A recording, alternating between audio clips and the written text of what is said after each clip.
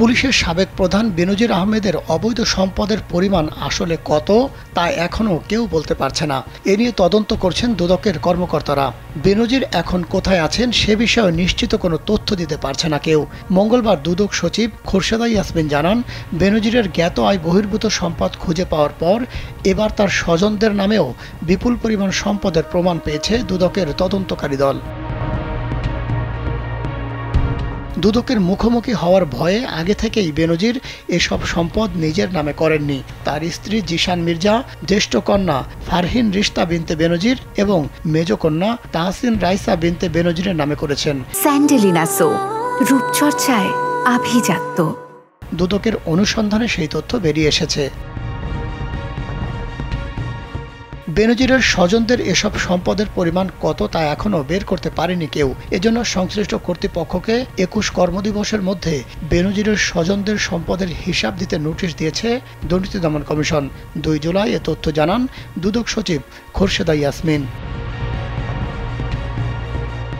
দুদক সচিব আরও জানান, নামে বেনামে দেশে বিদেশে আরও স্থাবর অস্থাবর সম্পদ রয়েছে মর্মে তথ্য পাওয়া গেছে। তাই দুর্নীতি দমন কমিশন আইন মোতাবেক পৃথক পৃথক সম্পদ বিবরণী দাখিলের নোটিশ জারির বিষয়ে কমিশন সিদ্ধান্ত নিয়েছে। সেই অনুযায়ী সংশ্লিষ্টদের নামে সম্পদ বিবরণী নোটিশ ইস্যু করা হয়েছে।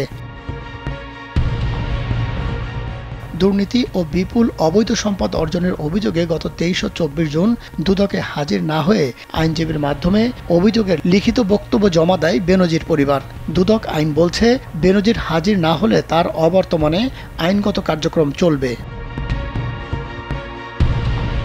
পরে ২৩ জুন আবারও দুদকে হাজির হতে তলব করা হয় বেনজিরকে, তবে সেদিনও দুদকে হাজির হননি তিনি। অন্যদিকে ২৪ জুন তার স্ত্রী জিশান মির্জা ও ২ মেয়েকে হাজির হতে বললেও তারা আসেননি। রাজধানী ঢাকাসহ অন্তত ১০ জেলায় সাবেক আইজিপি বেনজির আহমেদ ও তার পরিবারের সম্পদের তথ্য পাওয়া গেছে।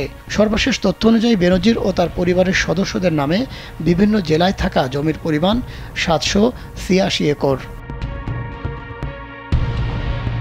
বেনজির আহমেদ ২০২০ সালের ১৫ এপ্রিল থেকে ২০২২ সালের ৩০ সেপ্টেম্বর পর্যন্ত আইজিপি ছিলেন। এর আগে তিনি ঢাকা মহানগর পুলিশ ডিএমপি কমিশনার ও র্যাবের মহাপরিচালক হিসেবেও দায়িত্ব পালন করেন। মাহমুদ সোহেল, কালবেলা।